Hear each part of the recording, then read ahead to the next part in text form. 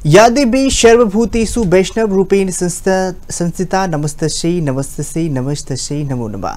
नमस्कार, आप देख रहे हैं खबर भारत 360। मैं हूं आपके साथ यश विश्वकर्मा। बेहद स्वागत है हमारे खास कार्यक्रम माता स्कंदन माता में।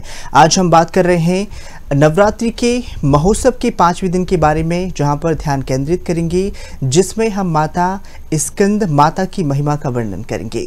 माता स्कंद माता देवी दुर्गा के 5वें स्वरूप में से एक है। इनका नाम स्कंद और माता से मिलकर बना हुआ है, जिसका अर्थ होता है कार्तिकी की माँ। माता स्कंद माता अपनी पुत्र कार्तिकी के साथ ही विराजमान होती हैं, जो युद्ध और विजय की देवी मानी जाती हैं। इनका स्वरूप अत्यंत ही दिव्य और प्रेम में है और वे अपनी भक्तों को शक्ति, साहस और सुरक्षा प्रदान करती हैं।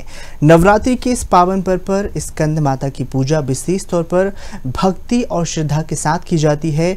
आज हम उनकी महत्वता, पूजन विधि और उनसे जुड़ी तमाम कथाओं के बारे में जानेंगे। बताना चाहेंगे नवरात्रि का 5वां दिन विशेष रूप से माता स्कंद माता को अर्पित होता है, उपासना की जाती है। इस दिन ही भक्त विशेष रूप पर ध्यान, भक्ति और उपासना करते हैं। माता स्कंद माता की कृपा से ही जीवन में सुख, समृद्धि और मानसिक शांति संचार होता है। माता स्कंद माता की उपासना से ही भक्तों के सारे दुख और बाधाएं दूर हो जाती हैं। वे अपने भक्तों को मानसिक शक्ति और ऊर्जा प्रदान करवाती हैं। इस देवी की 4 भुजाएं होती हैं। दाई भुजा बाली स्कंद माता गोद में पकड़े एक बालक को हुई होती हैं, जिसमें नीचे कमल पुष्प होता है। बाईं ओर ऊपर एक भुजा होती है, जहाँ पर वर मुद्राकार में होती है। नीचे वाली भुजा में कमल पुष्प होता है। पहाड़ों पर रहकर ही सांसारिक जीवों में नवचेतना का निर्माण करती है स्कंद माता, और नवरात्रि के 5वें दिन इस देवी का पूजन अर्चन किया जाता है। कहते हैं कि इनकी कृपा से मूड भी ज्ञानी हो जाता है। स्कंद कुमार कार्तिकी की माता के रूप में जानी जाती हैं। इन्हें विग्रह में भगवान स्कंद बाल स्वरूप में इनकी गोद में दिखाई देते हैं। देवी की 4 भुजाएं होती हैं। दाईं तरफ ही ऊपर वाली भुजा में स्कंद को गोद में पकड़े हुई माता होती है। नीचे वाली भुजा में कमल पुष्प होता है, तो वही दाईं ऊपर भुजा में बर मुद्रा में ही मां रहती हैं। 4 भुजा में पुष्प कमल अर्पित होते हैं और इसके साथ ही यह अभय मुद्रा में होती हैं। कमल के आसन पर विराजमान रहती हैं, इसलिए उन्हें पद्मासन भी कहा जाता है। तो आपको बताना चाहेंगे, शास्त्रों के अनुसार ही पुष्प कमल का महत्व बताया है। उनकी उपासना की भक्ति में सारी इच्छाएं पूर्ण हो जाती हैं, भक्त को मोक्ष मिलता है। सूर्यमंडल की अष्टधात्री देवी होने के कारण ही उनका उपासक अलौकिक तेज और क्रांति में हो जाता है। अतः मन को एकाग्र रखकर, पवित्र रखकर इस देवी की आराधना करने वाले साधक और भक्त भवसागर से पार हो जाते हैं। तो वही हमारे खास कार्यक्रम में हमारे साथ पंडित जी लोकेंद्र शर्मा जी जुड़ चुके हैं। लोकेंद्र शर्मा जी, आपका खबर भारत 360 में बहुत बहुत स्वागत है। थैंक यू जी। तो पंडित जी, सबसे पहले आपसे जानना चाहेंगे कि आज 5वां दिन है माता का। स्कंद माता की विशेष तौर पर पूजा की जाती है। किस तरह से भक्त आज विशेष तौर पर पूजा अर्चना कर सकते हैं? आज माता का 5वां दिन है। आज स्कंद माता की पूजा होती है। बिल्कुल। पहले सबसे पहले तो जानकारी में ये होना चाहिए स्कंद माता कौन है। जी। तो कार्तिक जी पार्वती जी के पुत्र हैं, कार्तिकी जी। उनका नाम स्कंद रखा गया था माता ने। तो उसी उपलक्ष्य में माता पार्वती का नाम भी स्कंद माता हुआ, और इसी की वजह से स्कंद माता 5वें दिन में पूजी जाती है। जी। स्कंद माता की जो पूजा अपन करते हैं वो पीले वस्त्र और लाल वस्त्र में करना चाहिए। ये मोक्षदायिनी माता होती है। बिल्कुल। तो भक्त जो भी पूजा करे वो पीले वस्त्र पहने, लाल वस्त्र पहने, लाल पुष्प चढ़ाए माता को, पीले पुष्प चढ़ाए, हल्दी कुमकुम से पूजा करे। तो यश प्रदायिनी होती है माता, मोक्ष प्रदायिनी होती है। पंडित जी, अगर इसका जी जी, अगर बात कर ली जाए भोग की, तो किस तरह से भगवान को जो है माता को भोग चढ़ाया जाए, किस तरह से उनका श्रृंगार किया जाए? माता को पीली चुनरी से और लाल चुनरी से ही श्रृंगार करा जाए, और भगवती को पहले पूजन करें पंचामृत वगैरह से, 1650 पूजन करके माता का, और भोग लगाया जाए, राजोपचार भोग लगा जाए। आप इस दिन हलवे का भी भोग लगा सकते हो, विशिष्ट में तो मालपुए होते हैं, मालपुए का भोग लगा सकते हो। खीर मालपुए का भोग लगाने से भगवती प्रसन्न होती है। इसके साथ ही पंडित जी, अगर बात की जाए माँ की आराधना की, तो किस तरीके से श्रद्धालु जो है व्रत अनुष्ठान रखें और किस तरह से माँ को विशेष जो है पंचामृत अर्पित करें? और बात कर ली जाए व्रत की, तो किस तरह से व्रत पूजा कर सकते हैं, खासकर महिलाएं भक्त जो हैं? देखो, आज के दिन जो व्रत करने का, उपास का वो रहता है, वो दोनों का लगता है, शिव पार्वती दोनों का लगता है। आज सोमवार भी है भगवान की कृपा से, और स्कंद माता का दिन भी है, तो शिव पार्वती दोनों का ही है जी। तो आज के दिन उपास करने से आपको डबल पुण्य लगेगा। बिल्कुल। भगवती की आराधना करी जाए तो आज के दिन फलाहार से ही करी जाती है ना, फल फ्रूट वगैरह आप ले सकते हो उपास में जी, और माता की पूजन करने के बाद में ही उपास खोलें। और दूध दही घी शक्कर शहद वगैरह से भगवती का अलग अलग प्रकार से पूजन करें जी। उसके बाद में कुमकुम अर्चन करें, भगवती को कुमकुम चढ़ाएं, हल्दी चढ़ाएं, मेहंदी चढ़ाएं, सौभाग्यवती का सावन चढ़ाएं। बिल्कुल जी। अगर पंडित जी बात कर ली जाए, माता को जगत जननी कहा जाता है और जिसे गगन की देवी भी अष्टधात्री देवी कहा जाता है, तो जगत जननी माँ को प्रसन्न करने के लिए उनको लाल चुनरी क्यों चढ़ाई जाती है? इतना महत्व अपने पौराणिक ग्रंथों की बात कर ली जाए, लाल चुनरी का विशेष महत्व बताया गया है।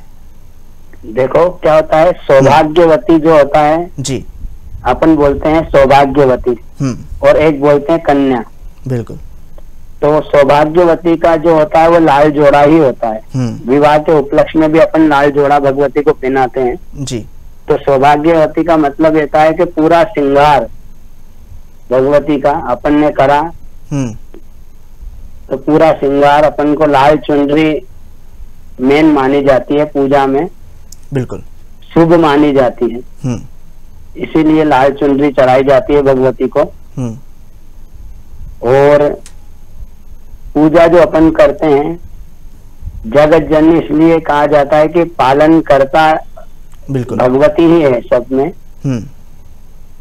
माता एक माता का ही सबसे पहला रूप है जी, जो इस धरती पे है, जो इस धरती को चला रहा है।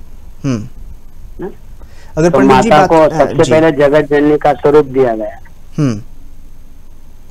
अगर पंडित जी बात कर ली जाए बाकी स्वरूप की, तो स्वरूप बेहद ही आकर्षक और मनमोहक है, क्योंकि 4 भुजाएं माँ विराजमान हैं और सिंह पर विराजमान है। इसको लेकर कहीं ना कहीं एक मात्र शक्ति की ओर माता इशारा करती हैं, जिसे चंडमुंड संहारी भी कहा जाता है।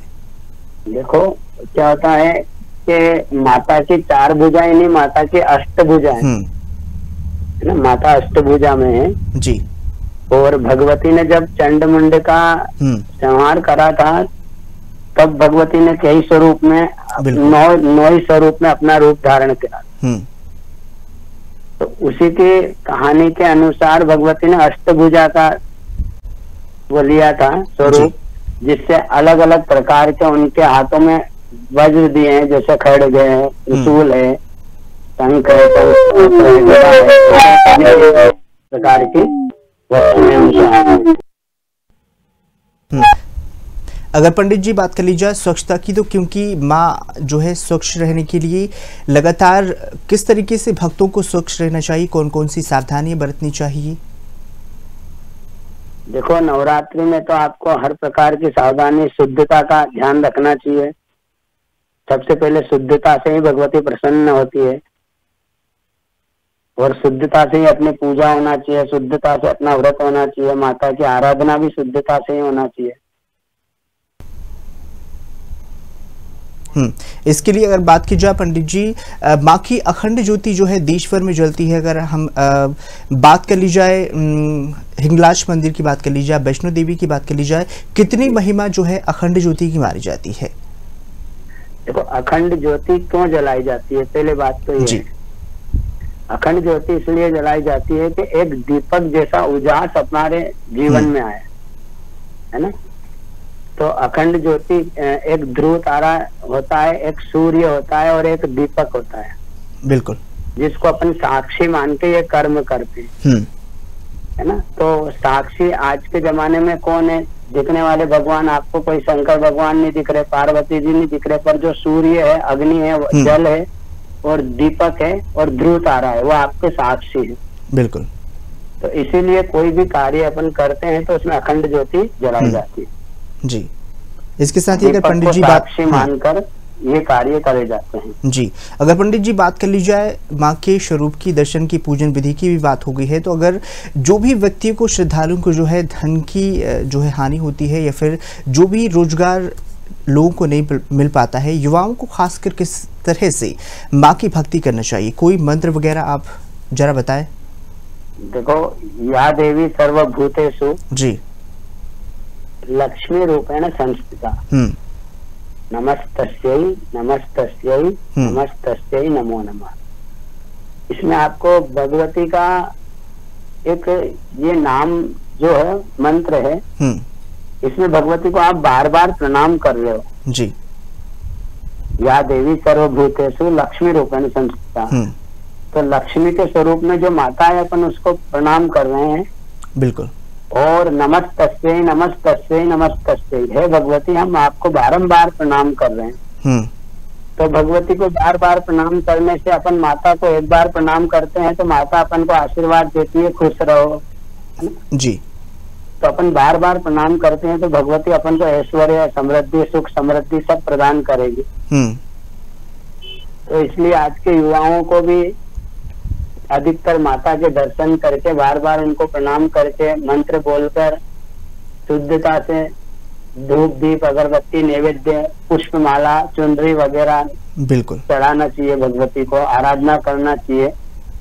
जी पंडित जी, इसके साथ ही अगर बात कर ली जाए ब्रह्मचर्य के पालन की, तो खासकर सात्विक जो है नवरात्रि में हमें सात्विक रहना, ब्रह्मचर्य का पालन किस तरह से करना चाहिए, और खासकर कन्या भोज का कितना कुछ महत्व बताया? देखो, कन्या पूजन जो होता है नवरात्रि में 9 ही दिन कन्या पूजन करना चाहिए। जो अपन षोडश मातृका होता है उसमें कुल देवी का स्थान होता है, और 9 देवी में नवरात्रि में 9 देवियों का स्थान होता है। तो अपन जो भगवती के स्वरूप में कन्याओं का पूजन करते हैं उसमें भगवान भगवती का स्वरूप होता है। तो घर में अपन कुल देवी का पूजन करते हैं अष्टमी पे, जिनके यहाँ अष्टमी पूजते हैं, नवमी पूजते हैं, बिल्कुल उसमें कुल देवी का स्थान होता है। तो कुल देवी के स्वरूप में अपन कन्याओं को पूजते, और 9 दिन के ही अंदर अपन जो कन्याओं को पूजते हैं, तो वह कन्या पूजन में कोई से भी दिन भगवती कोई सा भी अवतार लेके प्रकट हो जाती है। बिल्कुल जी। अगर पंडित जी बात कर ली जाए 9 देवियों की, तो 9 देवियों में जो है 5वां स्थान स्कंद माता को प्राप्त है, और इनको लेकर भी जो है कई चमत्कार देखने को मिलते हैं। तो और अगर बात कर ली जाए इनकी चुनरी की, तो चुनरी खासकर इन्हें बेहद प्रिय होती है। बाना की बात कर ली जाए, त्रिशूल की, और नींबू चढ़ाने का कितना क्या कुछ महत्व है, कितना फलदायी होता है? देखो, क्या होता है, माता का जो अपन पूजन करते हैं जी, तो चुनरी तो सौभाग्यवती में आता है, एक वस्त्र का मंत्र आता है, जो वस्त्र अपन चढ़ाते हैं तो उसमें सौभाग्यवती का चुनरी चढ़ाई जाती है। भगवती को चुनरी उड़ाना चाहिए, जो सिर ढका होता है, इसलिए अपन कन्याओं का पूजन करते हैं तो उनको चुनरी देते हैं, सिर के ऊपर रखते हैं, है ना। ये अपना संस्कृति, भारत की संस्कृति है चुनरी उड़ाने की सौभाग्यवती को। बिल्कुल। और नींबू और तलवार का ऐसा है कि अपन जो बलि देते हैं, तो आजकल बलि नहीं चढ़ती है माता को, तो इसलिए नींबू की बलि अपन दे देते हैं, नींबू चढ़ा देते हैं। बिल्कुल। और तलवार का पूजन होता है, भगवती का खड्ग है ये, इसका पूजन होता है जी।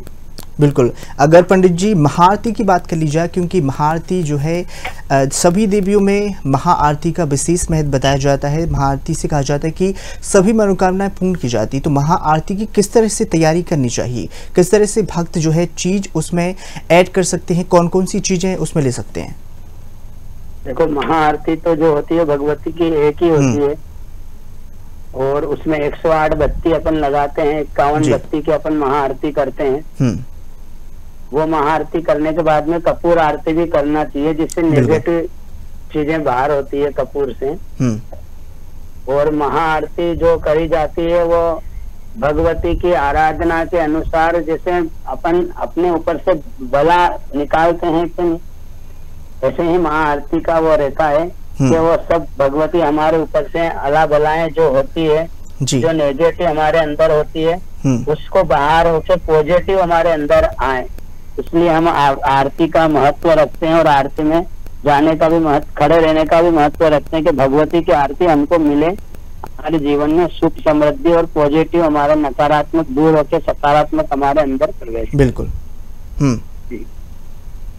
अगर बात कर ली जाए पंडित जी, कहीं ना कहीं अगर ज्योतिष शास्त्र के अनुसार ही राशियों के प्रभाव की अगर बात कर ली जाए, क्योंकि खासकर नक्षत्र कहा जाता है कि नक्षत्र और राशियों के तय पर ही भविष्य जो है भक्तों का तय होता है, तो कितना प्रभाव इस बार पड़ने वाला है? देखो, नक्षत्र 27 प्रकार के होते हैं, हर दिन नक्षत्र अलग अलग होता है जी। नक्षत्र की महिमा राशियों के अनुसार होती है, किस राशि में कौन सा नक्षत्र है और कौन सा ग्रह फलदायी है या अशुभ है। जैसे अपन मानते हैं कि शनि, राहु, केतु, इनसे लोगों को बहुत डर लगता है जी, तो वो भी शनि कर्म के प्रभाव के हैं। अगर आपका कर्म अच्छा है, आप कर्म अच्छा कर रहे हो, जैसे माता की पूजा कर रहे हो, शंकर जी की आराधना कर रहे हो, तो आपको कर्म के अनुसार फल मिलेगा। आपका कर्म अच्छा होना चाहिए तो भगवान भी फल अच्छा देंगे, आपका कर्म खराब है तो भगवान भी आपको फल उसी प्रकार से देंगे। फिर आप ग्रहों को दोषी ठहराओगे तो ऐसा नहीं होता है जी। बिल्कुल। अगर पंडित जी बात कर ली जाए, क्योंकि माँ हमेशा से चमत्कारी ही रही है और उनके स्वरूप भी चमत्कारी रहे हैं, तो अगर बात कर ली जाए यहाँ पर चिरंजीवियों की, तो कहा जाता है कि धरती पर भगवान स्वयं जगदम्बा हैं, हनुमान जी हैं, और उनके साथ भैरव जी। इनका कितना विशेष तौर पर कितनी पूजा की जानी चाहिए, कौन कौन से भगवान की इनके अलावा पूजा कर सकते हैं? में आपको पता नहीं है, भगवती और भैरू जी तो आप सप्त चिरंजीव में अश्वत्थामा, राजा बलि, परशुराम जी, और अश्वत्थामा है, राजा बलि है, परशुराम जी है, हनुमान जी है ना, ऐसे 7 चिरंजीव है। विभीषण है, ऐसे 7 चिरंजीव है। ये इनको ही आशीर्वाद मिला है इस धरती पे रहने का, सतयुग तक का। अगर पंडित जी बात कर ली जाए, नवरात्रि में खासकर जो है अन्नदान किया जाता, किस प्रकार के अपन को दान करनी चाहिए जिससे सारे पाप जो है दूर हो जाए?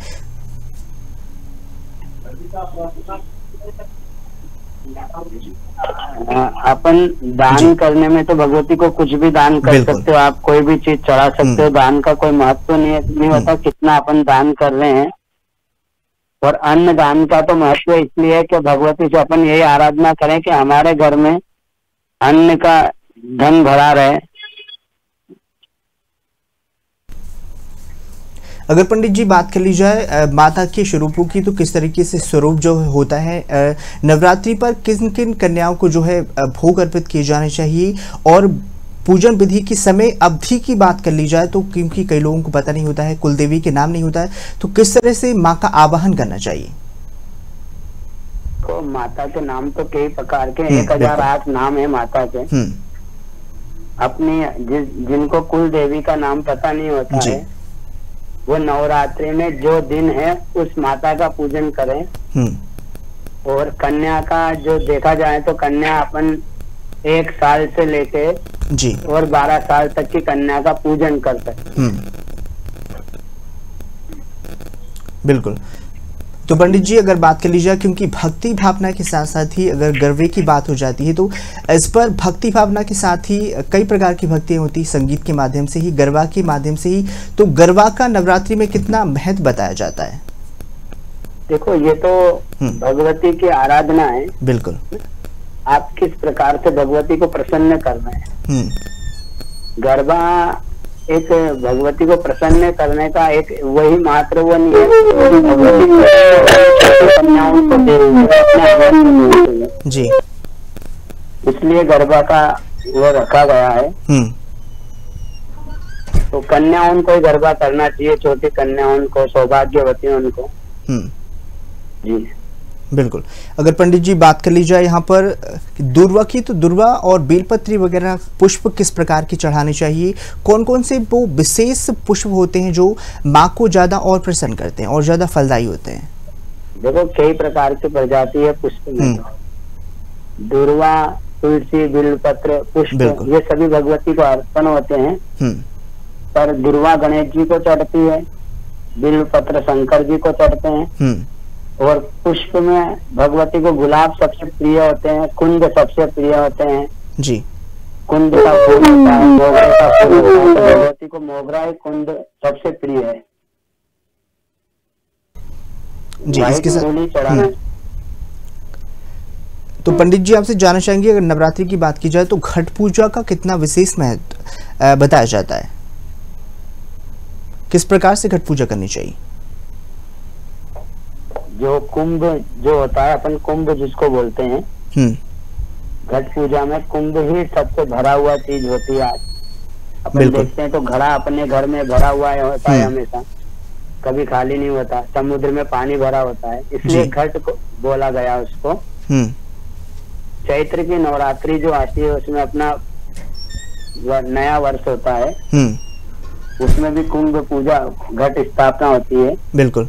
और ये शारदीय नवरात्रि जो आती है, शरद अभी ऋतु चल रही है, आश्विन मास में जो शारदीय नवरात्रि है जी, इसमें भी घट स्थापना अपन करते हैं। तो घड़े की जो पूजा होती है उसमें जो अपना घड़ा होता है उसकी पूजन होती है, उसमें जल भर के पूजा की जाती है और उसमें जवारे उगाए जाते हैं, ताकि भगवती से यही प्रार्थना करते हैं लोग कि हमारे घर में धन धान्य की समृद्धि रहे हमेशा। बिल्कुल। हमारे घर में धन का आवक रहे। जी बिल्कुल। अगर इसके साथ पंडित जी बात कर ली जाए वस्त्र की, तो वस्त्र क्योंकि सभी रंग तो अच्छे होते हैं, लेकिन कहा जाता है कि किसी किसी जो है निषेध कई रंग माने जाते हैं। तो इस खास तौर पर नवरात्रि के दिन ही किस तरह के वस्त्र हमें धारण करना चाहिए, किस तरीके का हमें श्रृंगार करना चाहिए, किस तरह से हमें जो है अपने फलहार अपन को लेना चाहिए? देखो, फलहार में तो फल होते हैं, फल ही लेना चाहिए जी। और वस्त्र में तो रोज नए नए अलग अलग दिन का अलग अलग होता है, जैसे बसंत पंचमी में पीला पहनना चाहिए, अष्टमी के दिन लाल पहनना चाहिए। ये वस्त्र भगवती को प्रिय हैं। तो दिन के हिसाब से भी वस्त्र पहने जाते हैं, पर पूजा के हिसाब से अलग पहना जाता है। तो पूजा के हिसाब से तो बसंत पंचमी के दिन अपन पीला पहनते हैं, अष्टमी के दिन अपन लाल पहनते हैं। जैसे आज पंचमी है तो पीला पहनना चाहिए। बिल्कुल जी। जी, अगर पंडित जी बात कर ली जाए स्टूडेंट की, तो खासकर जो है स्टूडेंट को जो है खासकर माता जी रिझाती हैं और माता जी की भक्ति के लिए वो बहुत ही आतुर होते हैं। तो उनके लिए कौन सा पाठ करना चाहिए? दुर्गाष्टमी का पाठ रोज करने से कितना फलदायी होता है, कितना क्या कुछ लाभ मिलता है? देखो, दुर्गा सप्तशती का पाठ तो हर युवा को नहीं आता है ना। इससे अच्छा एक सिद्ध कुंजिका स्तोत्र होता है। बिल्कुल।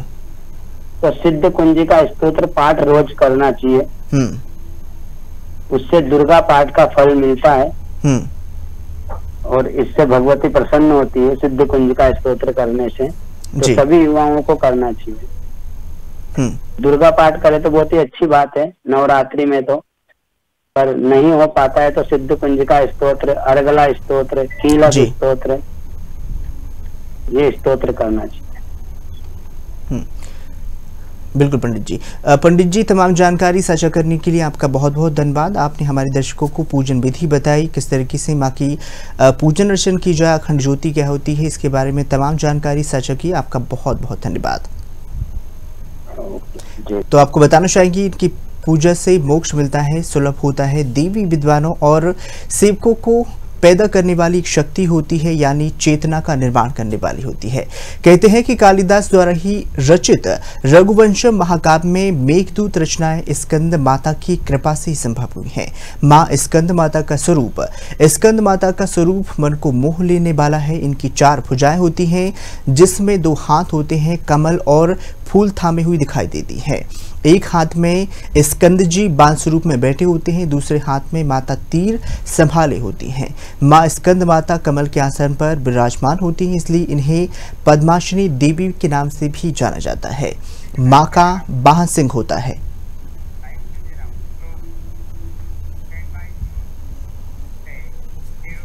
तो नवरात्रि के हमारे खास कार्यक्रम में बस इतना ही। दीजिए इजाजत। नमस्कार।